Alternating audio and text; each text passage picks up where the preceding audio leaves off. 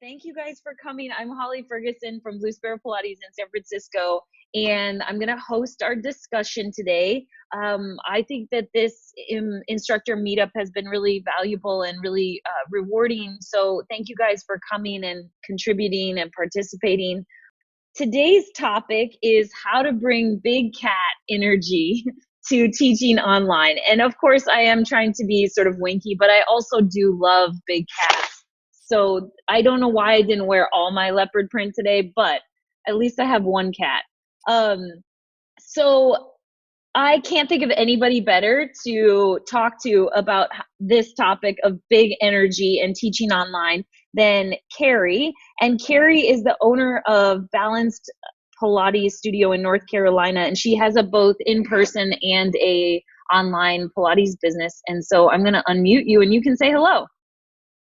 Hi. Hi, everyone. Hey, guys. So I'm going to leave you unmuted, Carrie, because I'm going to start by asking you a few questions. Okay. So, well, first, thanks for being here and thanks for talking to us. And yeah, you're like, yeah. Okay, let me just push admit a couple more people are joining. So I think that it can look online like people sort of invent themselves overnight and become instantly like famous and known within the field of Pilates. And it feels like sometimes it seems like we can lose focus on who has had a long history of being an educator, as well as being well qualified, well trained, well certified, being a studio owner. And so I just wondered if you could start, Carrie, by just telling us a little bit about your background and kind of how you got to be where you are right now. I sure will. Yes, this is, I've had a very special 4 years of teaching in terms of globally teaching, but I've been teaching for 20 years. And I started my training or learned how to teach in Charleston, South Carolina. There was a full comprehensive classical program going on there. Colleen Glenn and Karen Sanzo were the facilitators of that program at that time. It was an awesome program, a year long, and I ate every bit of it up. I just was in a place in my life where I was able to not be stressed by it, but just immerse myself in it. And so I worked the front desk of the studio and just was there from open till close every day. And then after a few years there, I think I trained for a year and taught for about 2. I moved to Wilmington, which is where my family is. We weren't born and raised here, but everyone has ended up here. And I opened my studio. It's In Balance Pilates Studio is the name of the studio. Oh, sorry about that. That's okay. The website is Pilates in Balance, so it's all confusing. And okay. You know how you make some good choices in your life and then you make some that don't make sense? That was one that didn't really make sense, but we just have rolled with it. Okay. So anyways, so I opened In Balance I opened In Balance in 2003. So I've had the studio in August. It'll be 17 years. And I had my head down and worked real hard every day for as many hours as I could manage for a really long time. And my big break, I guess you would call it, was that I won the Pilates Anytime Next Instructor competition in 2016, I think. And it was a really big accomplishment for me. And I was really, really proud and excited because I wasn't backed by a famous program. I wasn't a Bassi trained, or balanced body. I didn't have a program behind me to hold me up and support me and help me get votes. I just busted my little butt and I just tried to get to know as many people as I could. And I was lucky enough to win that. And right after I filmed my first classes for Pilates Anytime, I know we're going to talk a little about the performer aspect in a minute, Holly, but I'll just say that I finished filming those classes, and it was like my world had come full circle, and it fed the Pilates love I had and a little bit of that performance dancer part of me. And it was just like, I'm getting chills just retelling the story. I mean, I was like, I have to do this all the time. And I knew that Pilates Anytime wasn't going to hire me to be there every day. So I started my own online platform that year. And so I've been with my head down, doing that. And I've had some opportunities to teach some workshops on the weekends and at some studios around the country. And I've taught at the PMA a couple of times. I've had a lot of really special opportunities come from all of that. So that's if you can believe it, that's the short story. No, I believe it. I believe it. And so you still have an in-person business and a few instructors working for you, or you're not all online now? Correct. I still have my in-person studio. I'm in it right now. I can show you just a quick little tip of so I've got, right now, I've rented out half of my equipment. So I'm just kind of using this as a filming space right now.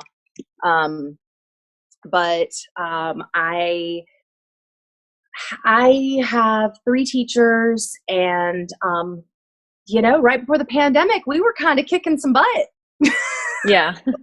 we really had found a great stride, and things were good. Things were really, really good, full classes, and we could have up to 6 people in a reformer class. And if need be, we could have 10 people in a tower class. And we weren't hitting those numbers every single class, but we had some good days. Yeah.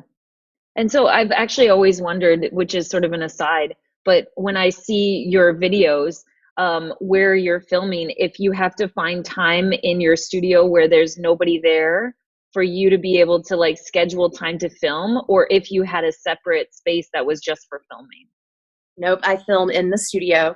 So I do have to schedule the time. And it was funny. I mean, I had always been able to film on like Fridays from usually like the studio was slow and done by about noon on Fridays, but kind of in the last 6 months, we had classes going on until about 4:00 on Fridays. And so I was having to come in on Sundays and film just to have a quiet room. So yeah, a lot of budgeting of time. Interesting. Okay. Well, that's good to know, because I always wondered if you had a separate room that you just dedicated to filming, because you film so much, so frequently. And I mean, it's part of why it's not easy. I mean, it probably looks really cute and easy, but I mean, I have to set it all up and break down the lights and move the equipment around. And it's a lot of work doing what I do. I mean, I love it, and I've made it work, and I do batch. People call it batching content. So like, I try not to just film one thing at a time. Like I try to film at least 2 to 4 chunks of something at a time. But right now I just have this half of the studio completely set up to film, and it's been like that since March 18th. Yeah. Yeah. And I have been, as I've been doing more filming myself, I have thought like, oh, one of the reasons I didn't film very much is because I had to put all the lights up and put all the tripods up and then move the equipment to make it look pretty, and then get, block the mirrors and do all of these things that now I don't know if it matters as much, the like look of it, as much as it used to. But yeah, that's interesting. Okay, well, I have a really important question, which is, have you seen Tiger King, the TV show? I have seen it. I have. I'm highly entertained by that, and did what most people did and watched quite a few episodes right back to back. Binged it, yeah. Does anyone else? You have to remember, I'm in North Carolina, and I'm on right at the North Carolina, South Carolina border. So for me, the whole Myrtle Beach part of it was like, whenever a town or you've been to a town, you get more interested. So that was really funny for us to watch that. And we had no idea. I knew nothing about this whole cat world, so it was interesting to see all the Myrtle Beach references. Yes. Have you guys all watched that? Like, no, it's kind of like, it is binge worthy for sure, in my opinion, but it's a little dark. It doesn't make you feel like good about the world. So the reason I bring it up is because when I say big cats, I'm not talking about Tiger King, even though it is popular right now. What I mean is more like bringing big energy and being engaging to your clients and figuring out how to push clients safely, challenging multiple levels of clients in the same class, and then also being in command of a group so that you come in and you're in charge, you're a powerful leader. And so when I'm talking about big cat energy, that's kind of more where I'm coming from with this. So I'm wondering, Carrie, if you have any strategies that you could share with the group about how you engage your clients online, or does it feel any different between online versus in person? Yeah. So I definitely, I think one of the hardest things about teaching Zoom classes online is that we have to mute everyone. And so there isn't that like banter and that push and pull of energy. Some of that, I have to be honest, is lovely because some people can be difficult, as we know. And so we don't have to deal with that aspect. But what I've learned, I live for, is that the moans and the groans and the oohs and the ahs and the, wow, I felt that different today, Carrie. Like I've never felt that way before. And I'm not getting that in the Zoom classes.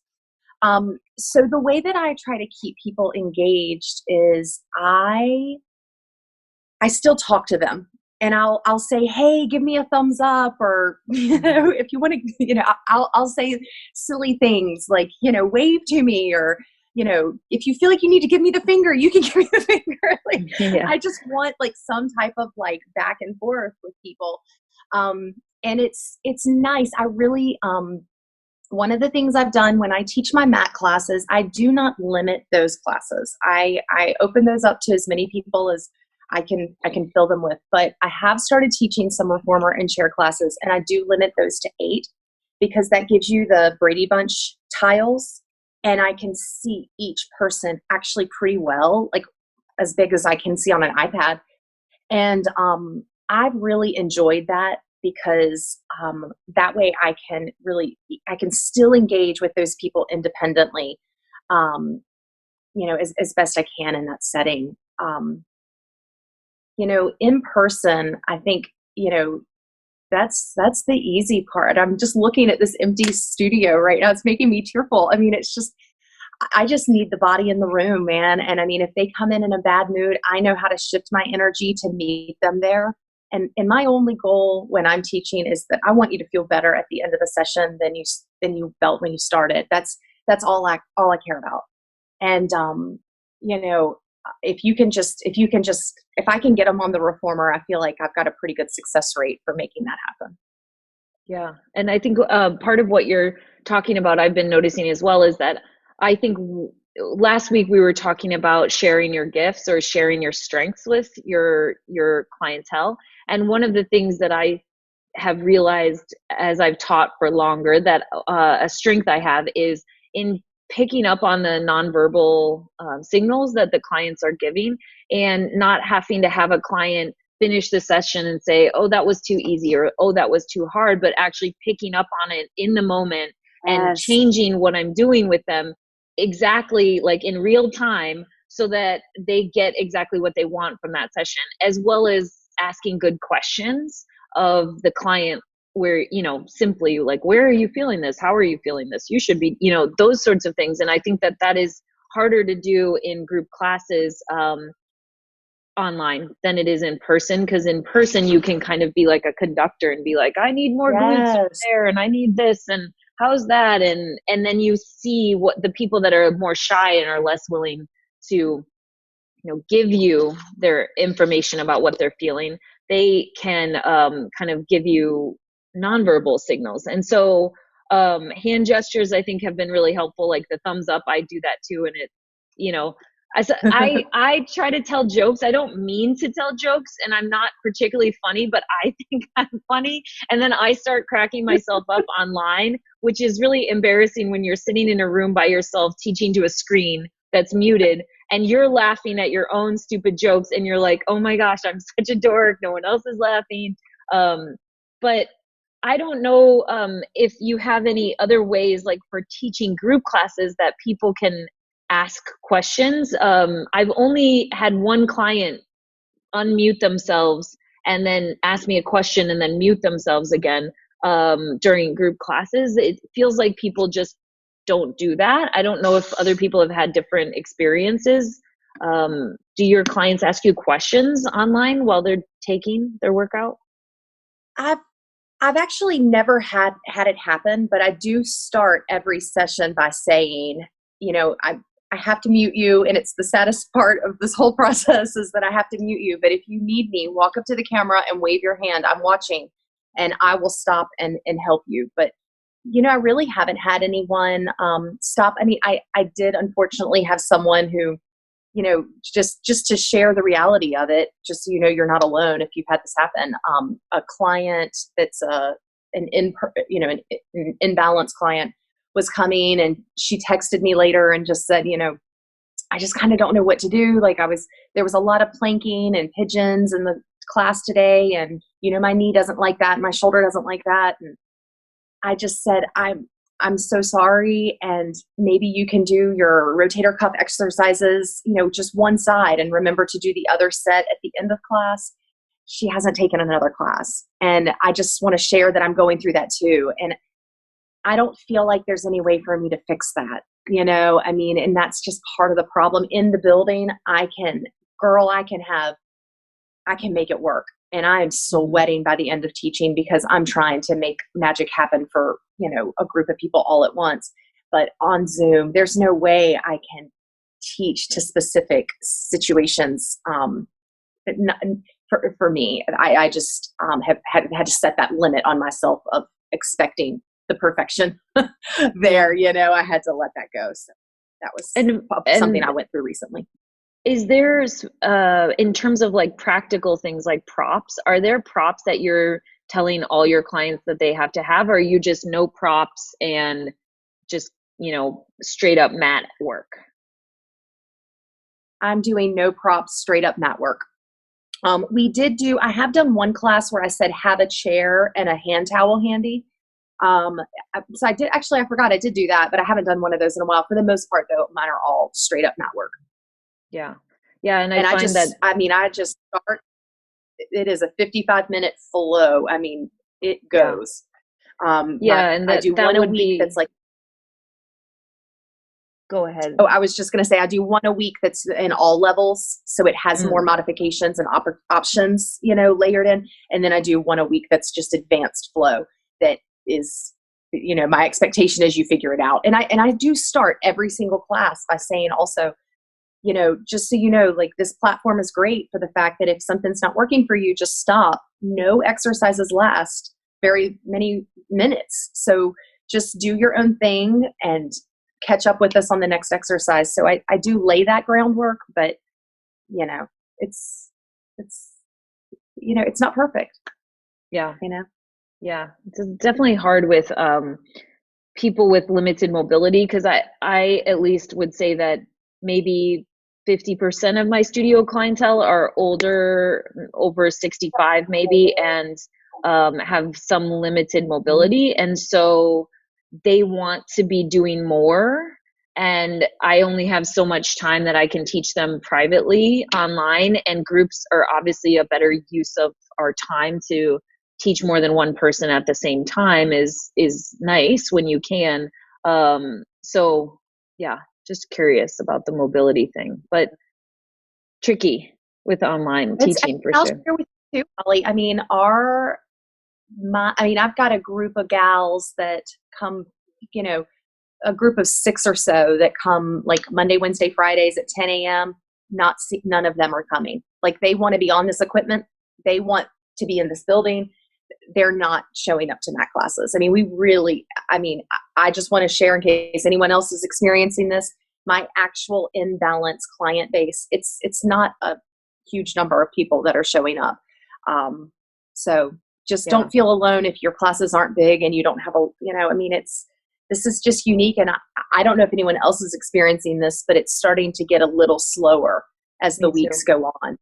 Yeah. And I mean, the first 2 weeks of April, I had people so excited showing up, and then here we are, and it's getting slower. and Yeah. people are getting burnt out. Yeah, and I think that the stress of just dealing with their personal lives, their families, their kids' schooling, working from home with a partner that also is working from home, all of that stress, I think, pulls them a little bit away from their bodies, perhaps a little bit more. And hopefully they'll come back as the time goes on. I know. And I think that's the thing. I think we just keep showing up for them and being there and being consistent. If it's not, messing up your life to show up, I say keep showing up just like you would if you were, because this is basically what we're doing right now is like, I said, this epiphany, like this came to me the other day.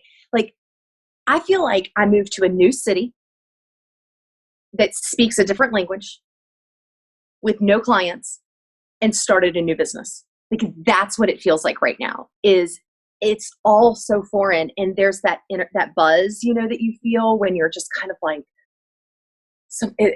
I don't know. I just feel I was up trying to get the Zoom classes all organized the other night until like 11 o'clock at night. Yeah. And I mean, it's like starting a whole new business. And I don't know. I guess when I started In Balance, I mean, I taught one-person group mat classes for a long time, trying to build up that client base. And I think I'm just trying to say to myself right now, just show up. Just keep showing up, even if it's one person. And, if your lifestyle is conducive to that and it's not messing you up, I say continue to show up. Yeah, that makes sense.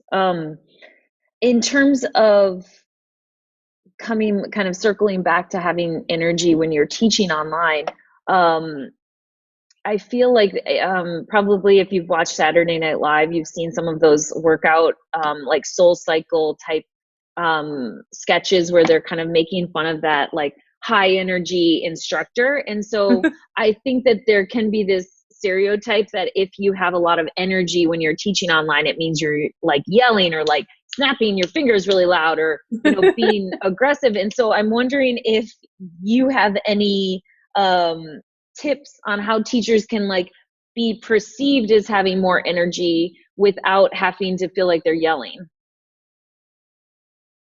Oh gosh, I think you just have to do you. I think you just have to do you and remember that people are missing us. And a lot of people are upset that there's so much, online workouts out there and all of that. But I think that, people, Holly, can you believe this? Not everybody likes me. Really? That's shocking, actually. You're pretty easy to like. I am so high energy and I am loud and I do snap my fingers and I do those things. And that is not everybody's cup of tea.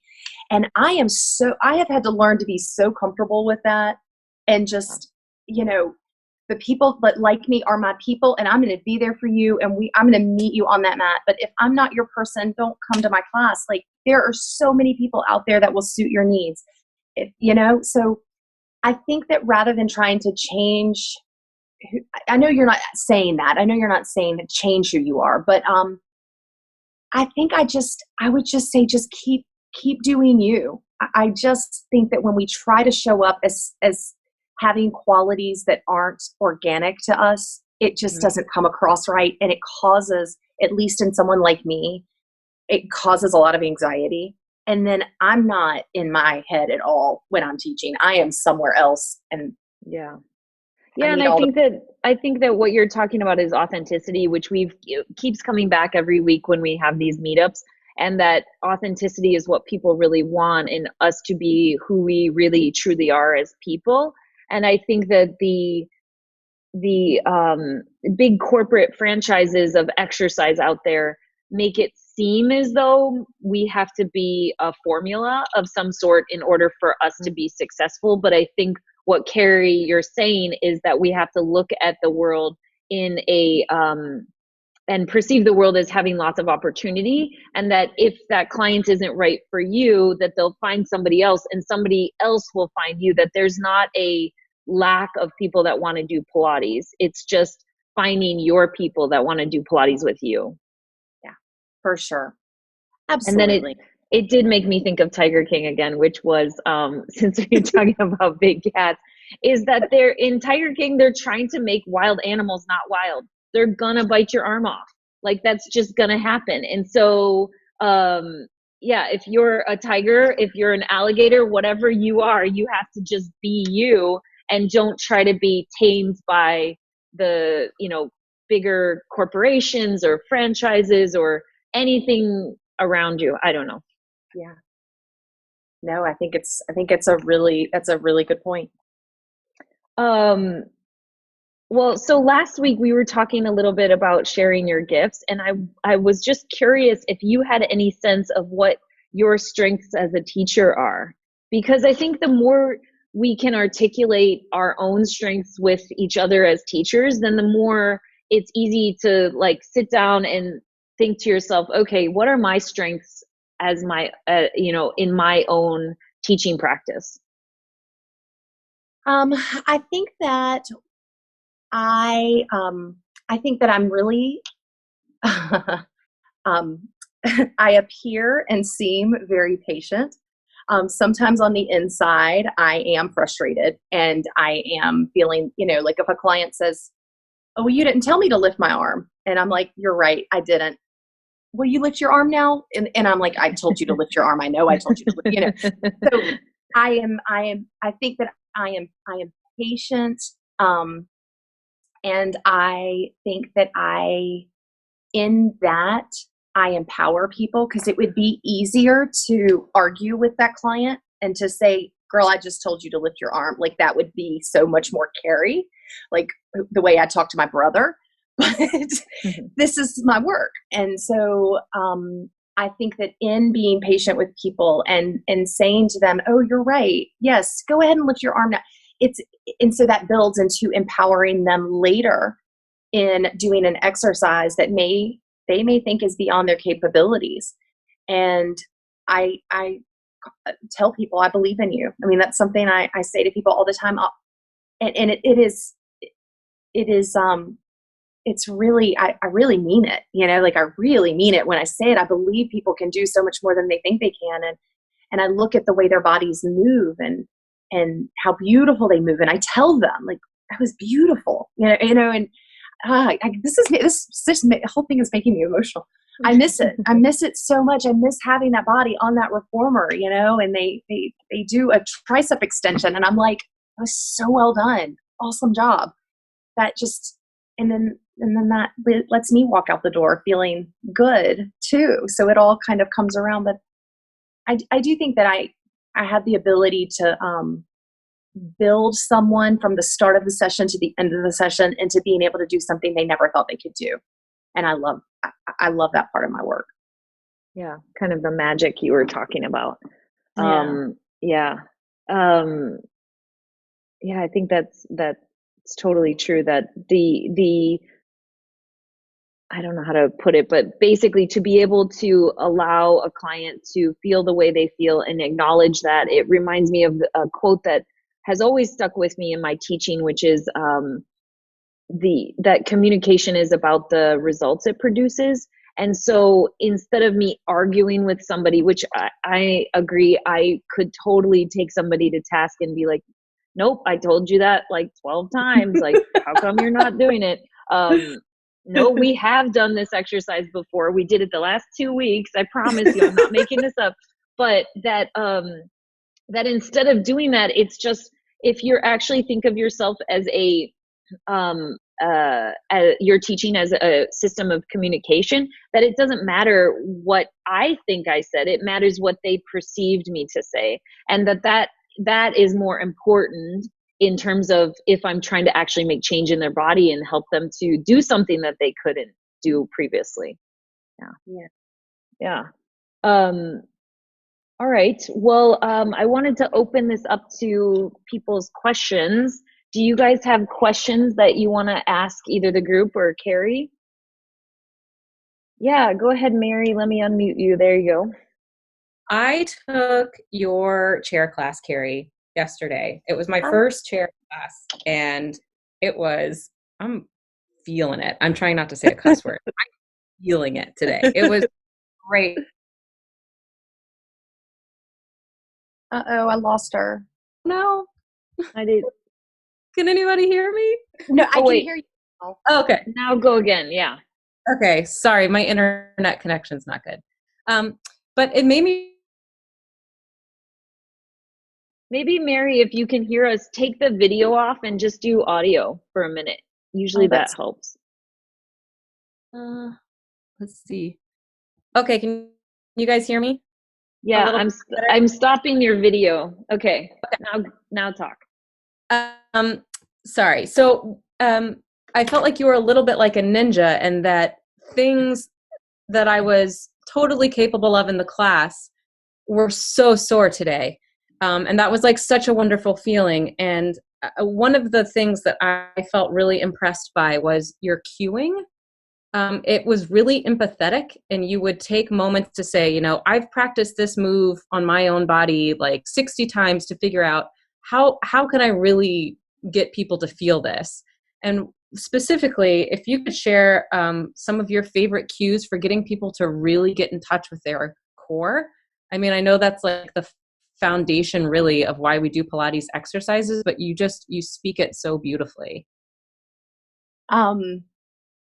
Yeah, well, first of all, thank you for taking my class. That's very, very was kind of you. And I'm glad that you felt it. Cueing for me is something that I work really hard on. And this is what I'll say is that cueing only works if it works for you. So like, while you can take a cue that I gave you and you can say it and it can work, it only works if like your heart and your body and your soul are into the cue. Really, like it's the only way you're going to be able to get it from your mouth to make it make sense to your client.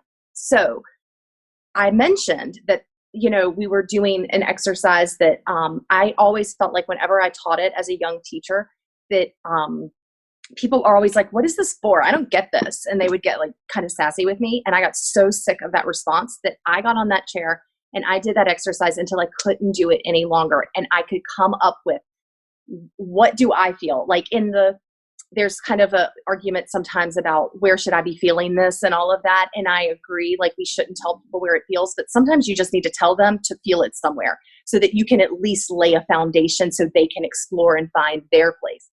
So I'm talking in circles for a second. Let me get back to this. So the way that I get my cues straight is I will do an exercise for 15 minutes and I'm just doing it. And I'm like, what happens if I think about using my toes instead of my arms to straighten my arms? What if I squeeze my inner thighs together more? What if I press my legs apart? And I will just do an exercise repeatedly with 100 different things. That's how I stay excited about my work, because I taught the classical work without a single variation from what I had learned for 16 straight years. I mean, I believe the Pilates police were literally going to bust the store down if I taught outside of what I was told that I was allowed to teach. And I took it very seriously, like I mean this. And so I had to get creative because there was only so far that I allowed myself to go with content. So my tips for finding the connection in my core is I like to play with pelvic tilts and finding how I can cue that to help people find their abdominals. And then I use it, as I say this a lot, I will teach a fundamental in the beginning of the class and I'll say, I'm going to refer back to this concept throughout the class. And so I will lay that foundation in the first 5 minutes. And then we just go back to, hey, remember that feeling you had on pelvic tilts? Do that now. And they'll do that and then they'll move. And so I have found that that's maybe a style of my teaching that I think isn't for everyone, but for the people that do like it, they like it a lot. Yeah. So. I think you're kind of talking about mastery, that the best teachers that I know, they might be just sitting around thinking about or moving through an exercise or trying to explain a concept, and they're suddenly like, oh, I just figured out how to say this in a different way that will help people. either through doing it, like you said, for 15 minutes or going back through your manuals or just continuing to be learning from the material. And I think that this work is that, you know, onion that you can keep peeling, where there is more layers that are constantly revealing themselves to us, and that we probably wouldn't still be teaching after, you know, 20 years if that weren't true. And that it's just a matter of continuing to enliven your own practice and your preparation for your classes, maybe. And I will say too, that's the other thing, is I do prepare for my classes. When I'm really busy, I'm not quite as accountable to that, but I do, like before I taught that chair class yesterday, I actually didn't even follow the plan that I had set out, but I had an intention set before I began. So I knew how I wanted it to start. And then I did let it kind of, I was like, oh, this feels like this might be a better exercise than what I had on the list. But I will tell you that that is a game changer for me, especially in the studio. Like when the world is normal, if I will take 10 minutes before I go to bed the night before and write out my plan, and it's not even I'm planning a full 55 minutes. I might just have 3 key points I want to hit. Yeah. It keeps me, some people think that that means that you're not going to be as focused. It keeps me so much more focused. I don't have my mind wandering on, okay, what am I going to do next? What do I do when this is over? That intention's been set, and I am so much more fully in the room when I've done that than if I haven't. Yeah. And I would add to that, that I almost feel the opposite, that when I was teaching in person, I didn't have to come up with a plan as much, because I could pick up on what their experience was to the point that I could see an area we needed to work on. And then I shifted the rest of the class to focus on that specific issue. But now that I am teaching online, if I didn't plan, I think they'd be okay, but they wouldn't be great classes. They, you know, you jump that level up so much by preparing ahead. And I think you're right. The big concepts, like in the beginning of teaching, you're maybe writing down exact exercises you want to teach. And then as you develop expertise and mastery, you're thinking about larger concepts that you're trying to communicate to the person. And then the exercises are sort of second to that, is like, of my toolbox, which tool is going to help me to help them connect to their glutes or the mobility of the pelvis or whatever that concept is you're working on. Yeah, awesome. Thanks, Mary, for that. Who else would like to ask a question of the group or of Carrie? Yeah, go ahead, Jen. There, you're unmuted. Can you hear me? Yes. Yeah. Hi, Carrie. Hi. Thank you. This is just adding to what you guys were just talking about in terms of the class plan. I totally agree with you, Carrie. Like if I don't have that just set in my head and I just have that kind of blueprint plan, I'm not quite as good. Like I'm there, you'll get a decent class, but I'm just not solid. And I feel also, especially now with online, I'm total like perfectionist, I guess, but I have to working on that. But I tape myself, I go through it, and that might be, and I don't always do this, but at least I go through it, and I have to feel it, and this goes to your point about cueing. Like, I have to feel my class within my body before I teach it, because then I'm like, okay, yes. And that's a new feeling or move, or I'll be like, oh, this could work well in addition to whatever I had on the list, and I have that I've written it, I've done it, I've read it, and then I'm like, okay, I'm ready to shoot. Like, it's all those steps, and then I feel good. Could I do it just cold turkey? Sure, but it would be fine. But I would, it would just be kind of going, just sort of haphazardly with a general, knowledge, obviously, of what I'm doing. But but it's a nice way to feel solid and confident, I think, in terms of what you're offering, which then I think will relay in terms of the big cat energy on camera, that you have a plan and you feel good about what you're doing. You're excited because you've done it, you felt it, and this is a great workout. Well, and I think that's an important piece. The what I refer to as personal practice. So when we all went through our training programs, we had to do hours and hours and hours and hours of personal practice. And then we become teachers and we just start teaching all the time. And so when I say I might spend 15 minutes working on coordination and figuring out how can I teach this exercise better, to me, that's personal practice. So we have to keep that personal practice in our lives. So yeah, I mean, it doesn't always look like an hour-long class 3 times a week. I do believe sometimes it might be 10 or 15 minutes of something at some point. But yeah, I think that's a very good point.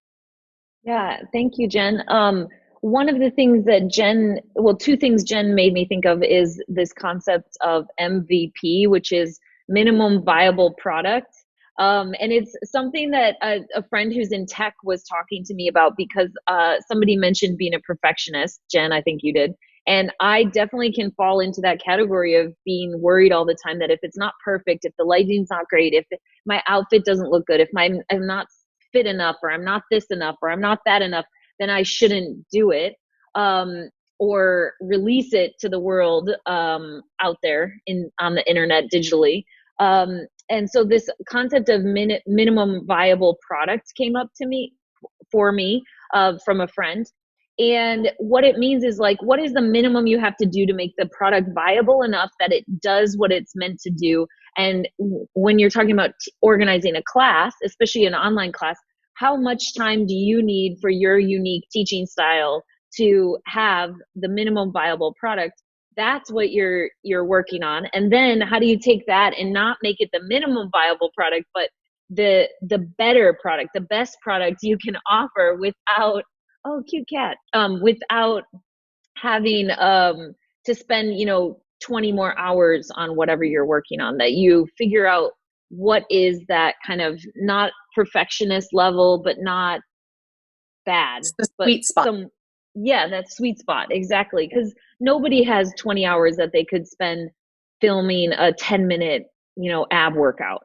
That would be crazy. It would be way overkill for what you're ending up getting from that. And then the other thing I wanted to ask Carrie about is about performing, because one of the things you two were just talking about made me kind of remember that when I used to dance, that you always know that you're completely comfortable with the choreography and ready to perform when you can go through it and you're not thinking about what comes next. It's just like it's happening and you're just in the moment. And one of the things I found difficult about teaching online is if I just follow my own internal flow, that I might not pick up on what the people online are doing, and that might be a less planned class. And that if I plan too much, then it doesn't allow for creativity and for the necessary changes that might happen because somebody was supposed to pass you on stage, but they passed you behind you instead of in front of you, and you've got to deal with that negotiation. And so it's that creative aspect of teaching as well that has to be there. And so Carrie, I didn't ask you earlier, but in terms of your performance background, do you think that has influenced your teaching a lot? Yeah, I mean, I have to think that being comfortable, I'm a youngest also, and I like attention. I mean, I'll just be honest. So I have a son who is just like me, and raising a kid who likes attention is something to observe. It's like this wonderful and horrible mirror that's happening all at the same time. But I think that, I think that I'll say also, Holly, I think it definitely influences. I think it's a strength that I have that performance background, but I'll tell you, I think it's a little bit sometimes to my detriment, because I think that I will overperform when I'm tired or burnt out or sad or having a bad day. And then that just causes me to just build up to this complete exhaustion. Mm-hmm. So there's kind of a little line there of it being a good thing, but yeah. And so we've been talking the last few weeks just to kind of get a sense of what other people are doing, but how many hours a week right now are you teaching online, including recording workouts that you're putting online? So, well, like it's really varied. So I haven't recorded a lot of content, this week or last week because I taught a lot more. And, I don't know.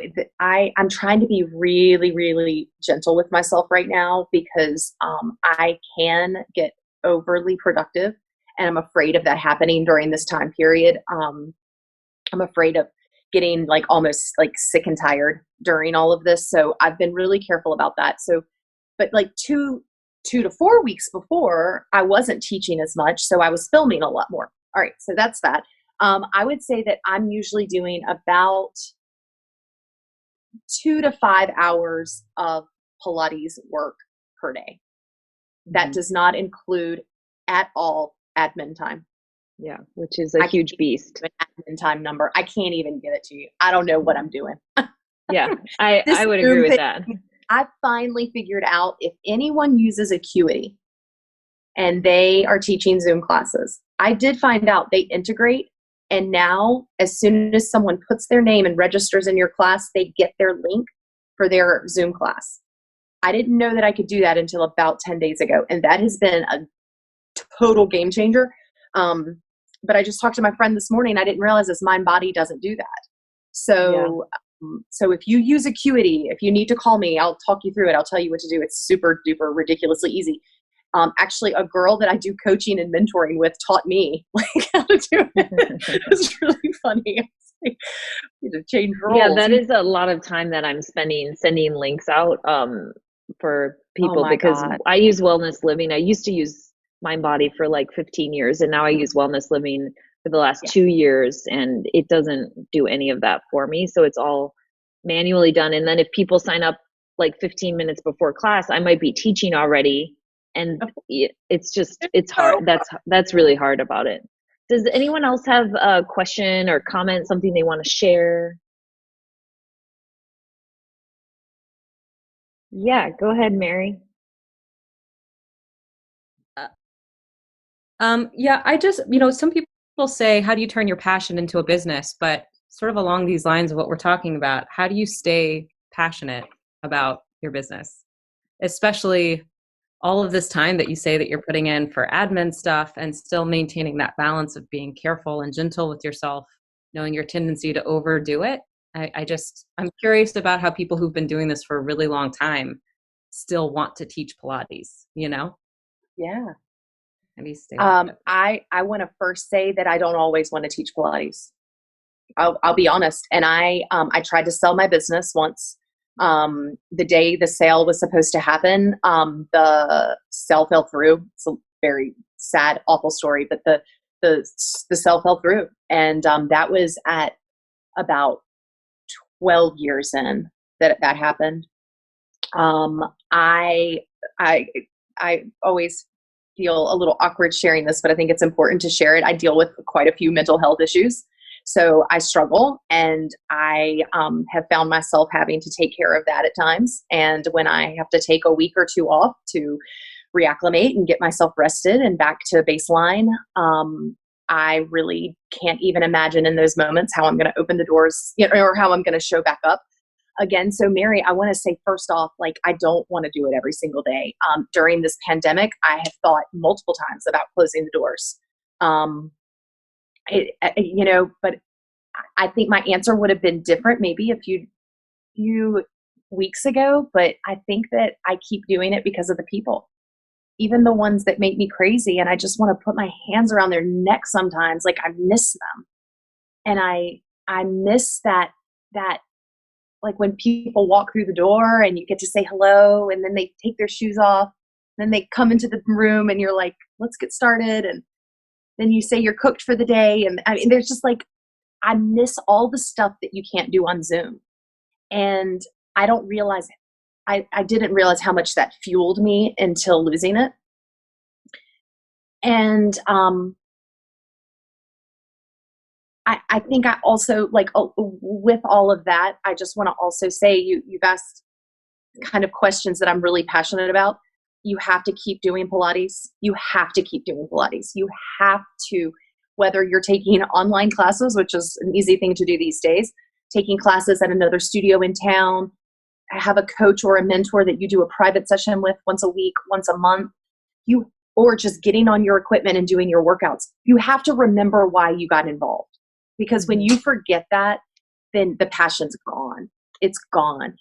And I also really believe in that, being prepared, being intentional about why you're going to work the next day, having some type of plan about your day. I mean, I think I'm teaching my kids about that now. They're loving it, but you got to kind of go to bed at night or wake up in the morning and say, what am I going to do today?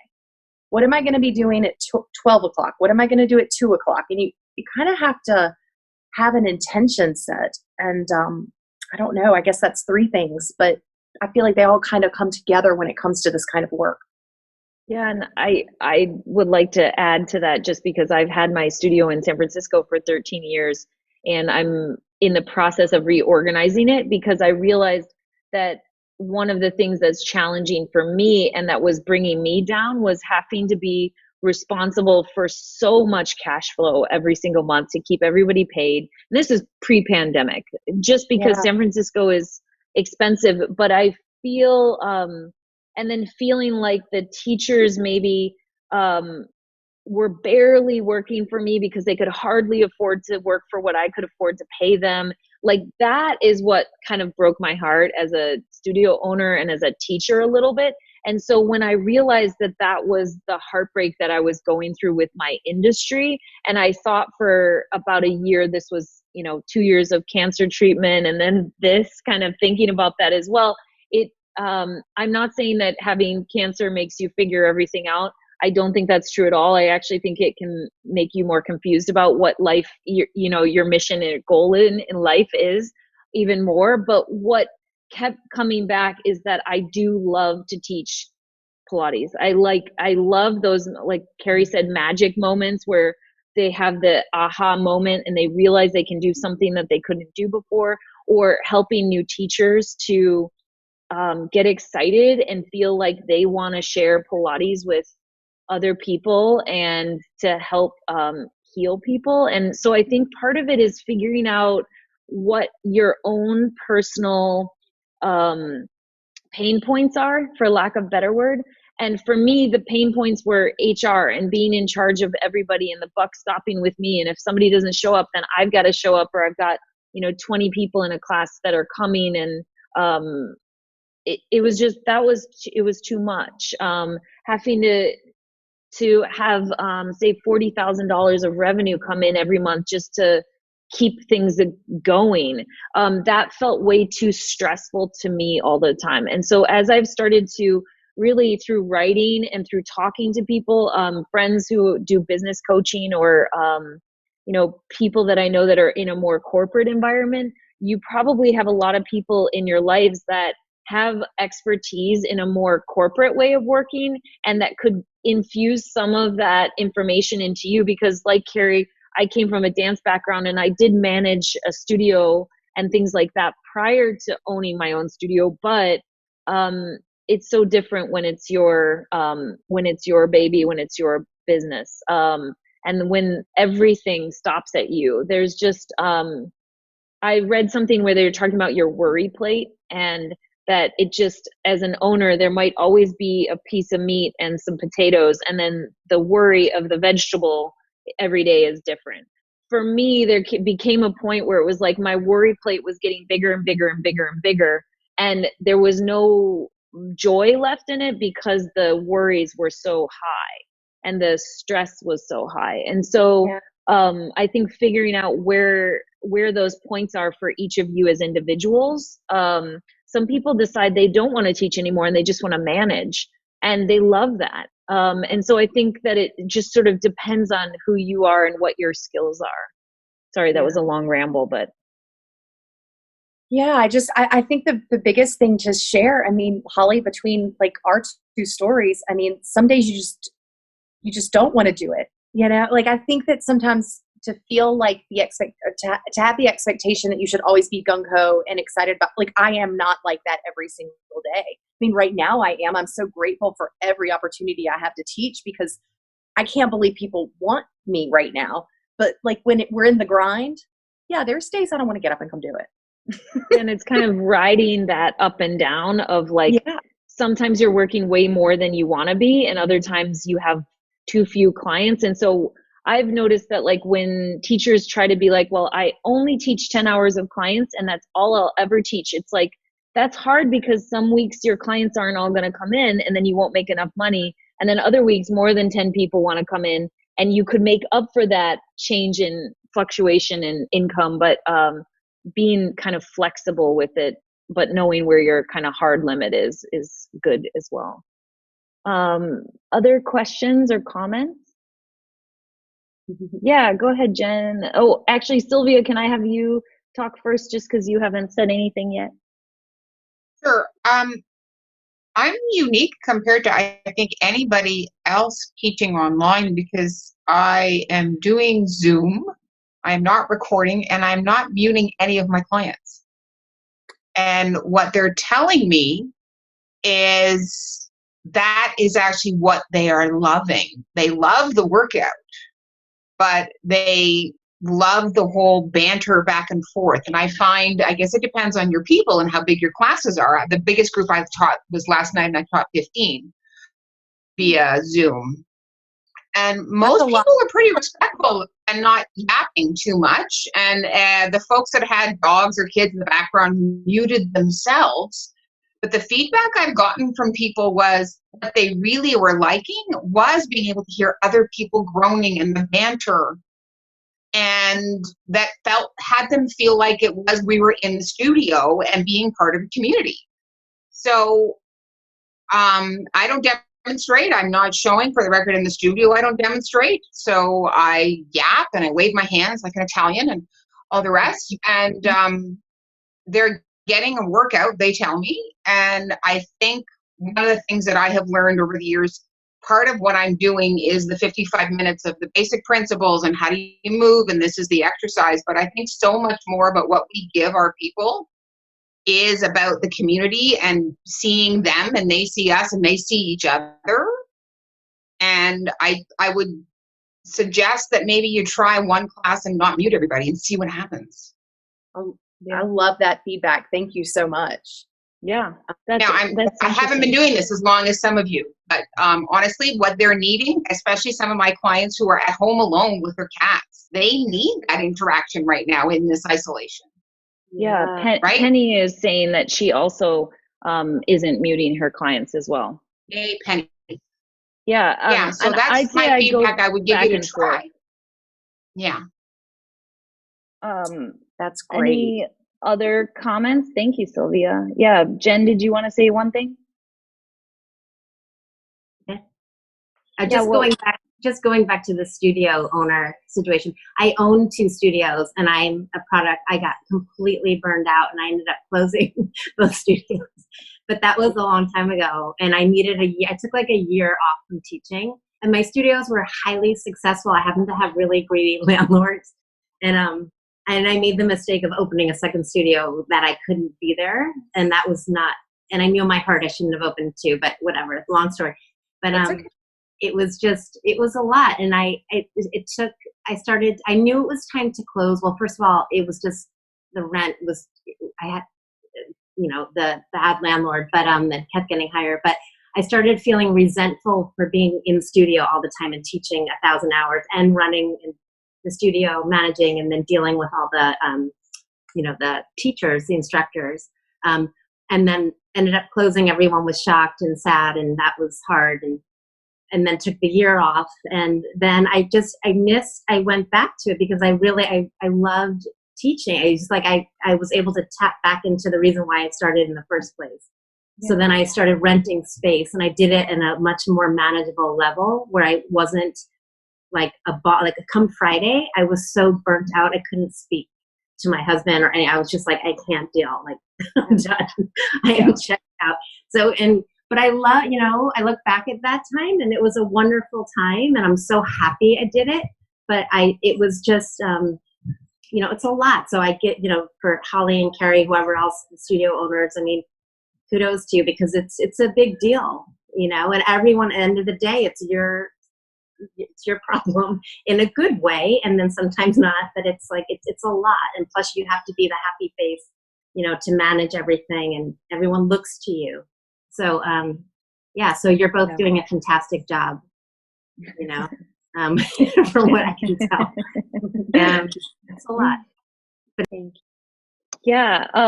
So, Sylvia, yeah. Did anyone else have anything they wanted to add or say? I see a cute dog. I saw a cute cat. Yeah, Bridget. Hi. Oh, is it unmuted? Yes, you're talking now. You guys are all fantastic. Holly and Carrie and Jennifer, you all have amazing stories because I used to own a dance studio, and it is like the exact same circle. Like I felt all of your things. I sold mine after 10 years, and I miss it like so much. Like Jennifer, I can see like there's days I want to go back and do it all over again, and then there's days I'm like, I'm so glad I'm not doing that right now.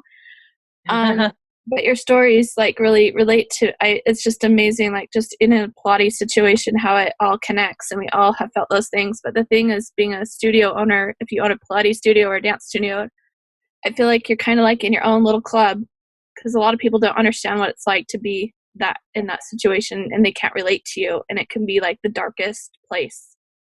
And so your stories are inspiring because you're just what you've shared is really great, and it's really like kind of brought me back, and it got me all tearful for quite a bit. But Holly, you've had to like try to figure things out again, and I love that about you because it's inspiring, because sometimes you just want to quit and you're trying to figure out a way, and you're in a hard city to do that. So well, in some ways, like one administrator that I had left my studio to do administrative work at a tech company, and was going to make between 100 and 150,000.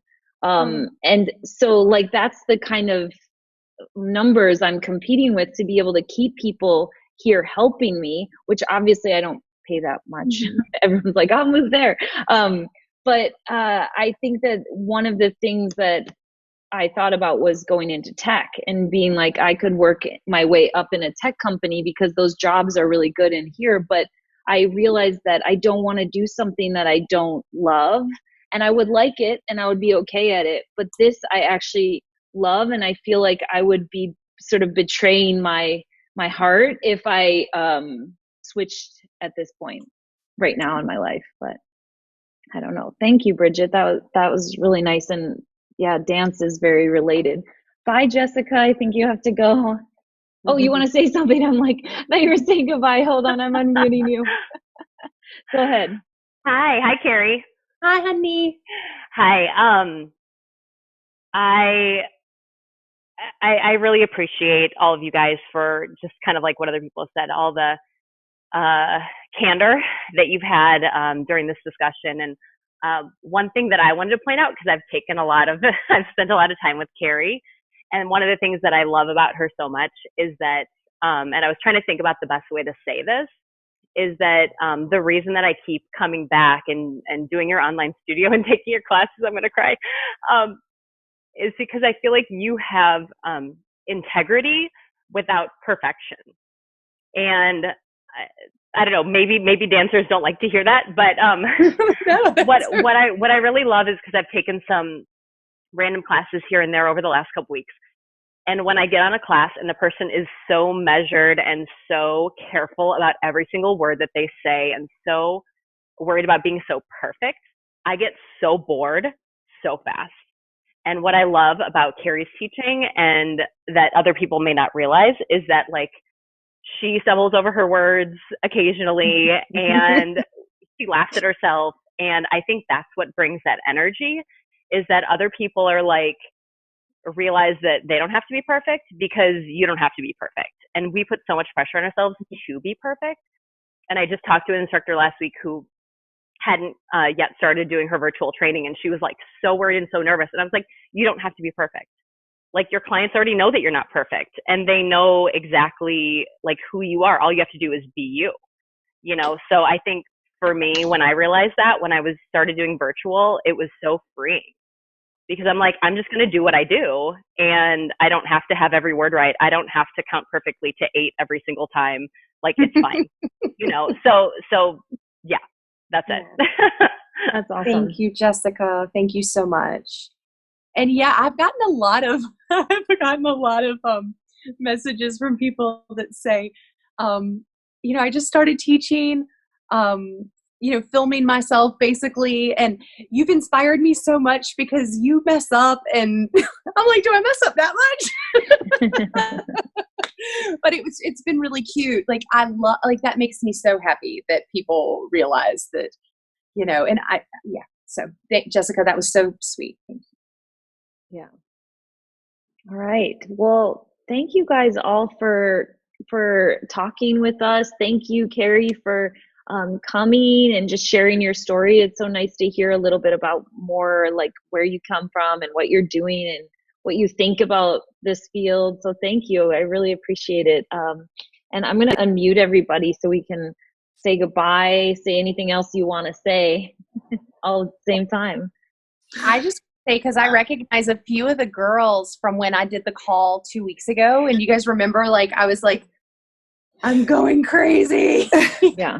And Holly was like, you know, you can get an Ethernet cord and it'll make your connection faster. And so I like processed through all of, so I finally just upgraded the Wi-Fi at my studio. That's why I'm here and my picture's clean and pretty, because I had to get out of my house. I was losing my cookies teaching. I had, my living room had a reformer and a ball and a, like all of your houses probably have right now, but I just like, I couldn't look at it one more second. So I have nice Wi-Fi in my studio because of this group. So I'm grateful for this group, Holly. Thank you so much. Yeah.